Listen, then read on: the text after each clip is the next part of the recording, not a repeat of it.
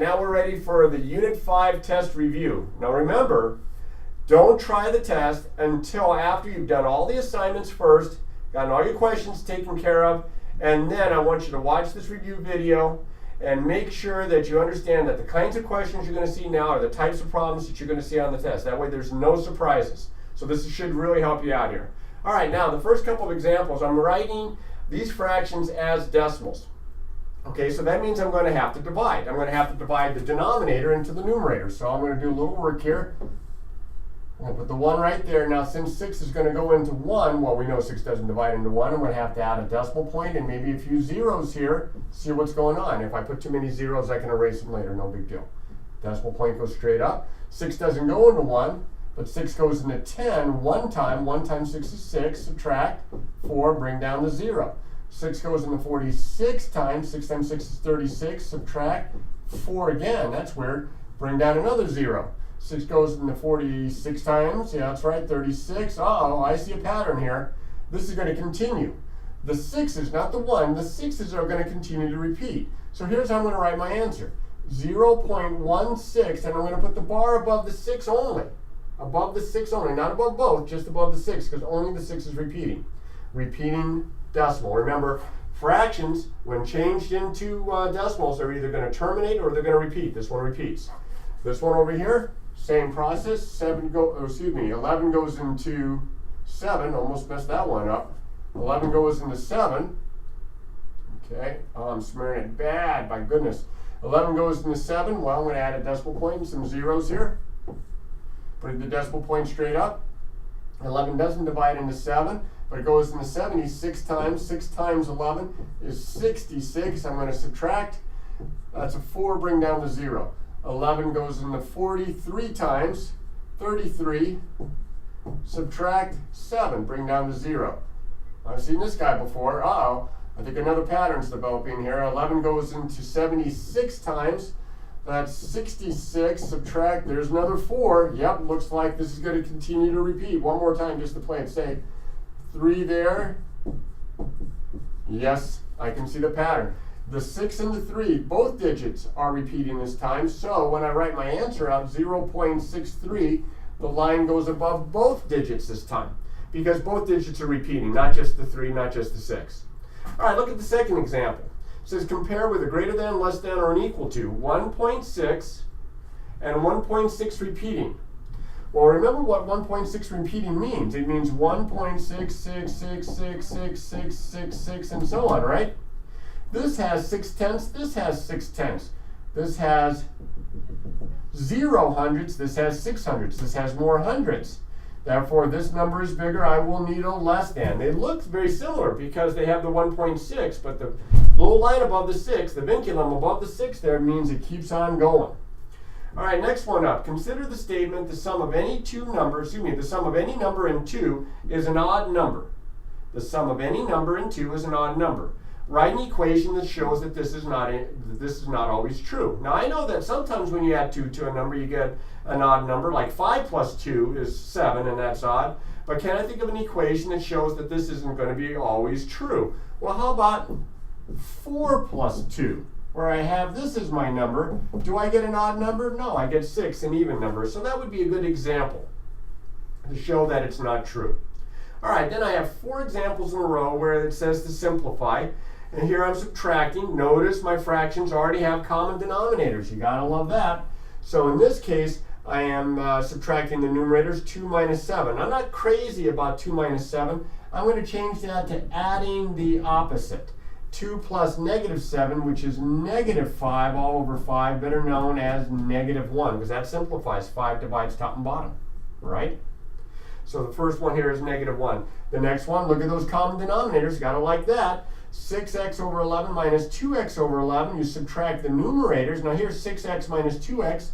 That's a traditional subtraction. That's 4x. Keep it all over the common denominator. One last step here. Check to see if it simplifies. No, this one doesn't simplify. Nothing divides evenly into 4 and into 11 other than 1. Now this guy here do not have the common denominators, and I've got mixed numbers. So you may remember that I asked for you guys on these types of problems to change them into improper fractions. This is negative 13 fourths plus, looks like 10 times 5, 50 plus 3, 53 over 10. Now, that's a 10 there, not a 16. So what I have to do here is first find my least common denominator. I'm looking for a number that 4 and 10 both divide into evenly. 4 doesn't divide into 10, but 20, 2 times 10, 4 divides into. So I'm thinking my least common denominator here is going to be 20. Now, how do I change this? Well, to change a 4 into a 20, I would have to multiply by 5, so 5 times the top. Negative 13 times 5 is negative 65. And how do you change a 10 into a 20? Multiply by 2, so 2 times the top. 53 times 2 is 106. So now I can add the numerators. I'm adding a negative 65 and a positive 106. That would give me, it looks like a positive 41. Remember, subtract, take the sign of the bigger looking one here. 41 over 20, which is not terrible, but it is an improper fraction. We can do an extra step here and change this into a mixed number by dividing the denominator into the numerator. 20 goes into 41 2 times with 1 left over. 2 and 1/20th. You can read that. Hopefully you can. Sorry, it's a little sloppy. Next one up. I'm multiplying. You don't need common denominators. When you're multiplying, you just multiply the numerators, multiply the denominators, work it that way. Now, don't forget, not only do you have to worry about the signs, but you look to see if maybe something might cross-cancel. And I've got all sorts of stuff cross-canceling here. First off, negative times negative is positive. 3 goes into 3 once, goes into 21 7 times. 5 goes into 5 once, goes into 10 twice. 1 times 2 on top, 1 times 7 on the bottom, positive 2 7s, and that's in simplest form. All right, let's check out this problem here. It's a little bit of a story problem. It says a walking trail is 11/12 mile long. You have walked 1/4 mile from the start. How much farther do you have to walk to reach the end? Well, anytime it's how much more, how much less, how much farther, how much shorter, you know you're subtracting. So I'm going to take the length of the trail and I'm going to subtract how far I've walked, or how far you've walked. Well, unfortunately, I must have common denominators, and my common denominator, fortunately for me, is 12, because you can see the larger of the two is a multiple of the smaller of the two. So I am going to rewrite both of these to have a denominator of 12. This one already has a denominator, so I'm not going to change the denominator, I'm not going to change the numerator. However, to change a 4 into a 12, I would have to multiply by 3, so 3 times the top. So I have 11/12 minus 3/12, that would be 8/12. Subtracting the numerators, keep the same denominator. Now I'm not going to leave my answer this way because 8/12 simplifies. I can divide top and bottom by 2, but even better, top and bottom by 4. 4 goes in the top 2 times, 4 goes in the bottom 3 times, and there's my guy. Now this is in miles, so don't forget this is in miles. Add your units. All right, more arithmetic with fractions and mixed numbers and such. This one I'm multiplying two mixed numbers. Change them into improper fractions. Negative 5 over 2 times 23 all over 5. So in this case, I have a negative times a positive, that's negative. The 5s nicely are going to cross cancel. So it looks like 23 on top, 1 times 23, 2 times 1, 2 on the bottom. I'm not going to leave my answer that way. I'm going to change it as negative, but I'm going to change it to a mixed number. 2 divides into 23 11 times with 1 left over. Keep the same denominator. There's my guy. Now in this problem here, remember that when you're dividing, you have to multiply by the reciprocal, or you have to invert and multiply. Do not even look to see if anything cross-cancels. You can't cross-cancel if it's division. However, once I leave the first one the same, change to multiplication, take the reciprocal. Once I have written it as an equivalent multiplication problem, then look for stuff that might cross-cancel. And I have something. 2 goes in that once, 2 goes in that 4 times. So it looks like 5 times 1 on top, 4 times 7 on the bottom, that's 28, and it does not reduce. It shouldn't if I've done all my proper cross-canceling. Now don't let the variables in the next one throw you off here, because I'm going to work it the same way as I've done problems before this, even a little bit like this one. I'm going to have common denominators. I am going to combine the numerators. I'm adding a positive and a negative.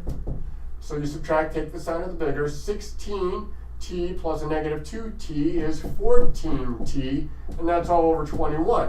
Now normally I think I'm all done, but the 14 and the 21 have a common factor of 7. 7 goes into that twice, 7 goes into that 3 times. So it's 2t all over 3.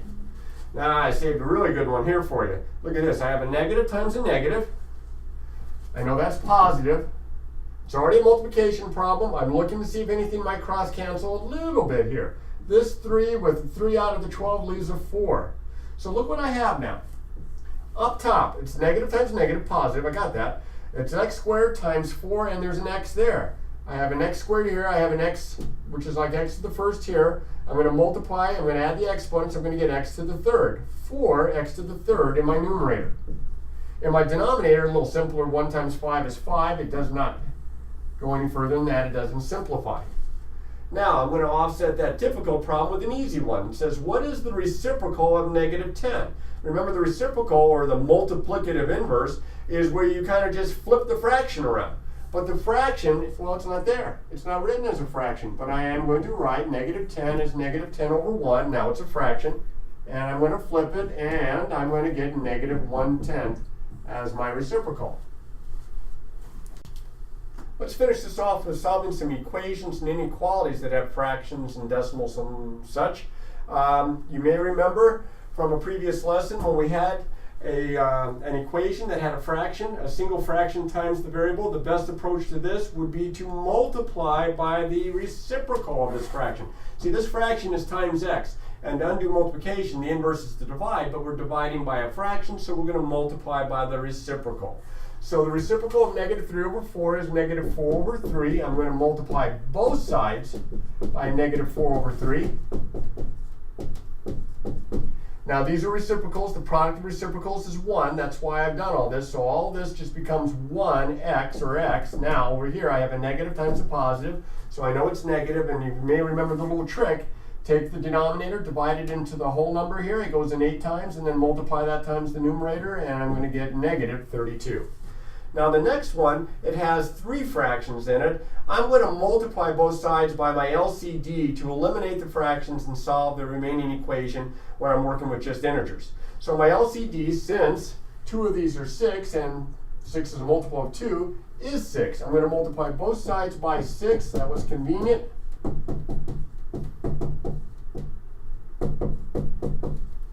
Now over here I have to distribute. 6 times 1/2, half of 6 is 3, so this is 3m minus 6 times 1, 6. Remember, 6 goes into 6 one time. 1 times the top is 1. Over here, positive times negative is negative. 6 goes into 6 one time. 1 times negative 5 is negative 5. I'm going to add 1 to both sides. Always undo the adding or subtracting step first. I have 3m is equal to negative 4. A positive and a negative. Subtract, take the sign of the bigger looking one. Almost done. I'm going to divide both sides by 3. And I'm going to bring it up here. M is equal to negative 4 divided by 3, which is not the world's worst way to leave my answer, but I'm going to change it to a mixed number. 3 goes into 4 one time with 1 left over. Keep the same denominator. Right there it is. This one's got decimals. There are 2 decimal places here, 2 decimal places here, 2 decimal places here. I mentioned before how that decimals are just fancy looking fractions. The fractions have denominators of 10, 100, 1,000 based on place value. There are 2 places here, 2 places here, 2 places here. I want to slide that decimal point both places to the right on all 3 of these numbers. I can have 2 decimal places. I need 2 zeros, so that's a 1 with 2 zeros. I'm going to multiply all the way through by 100. 100 times this side, and 100 times the other side. Be careful now.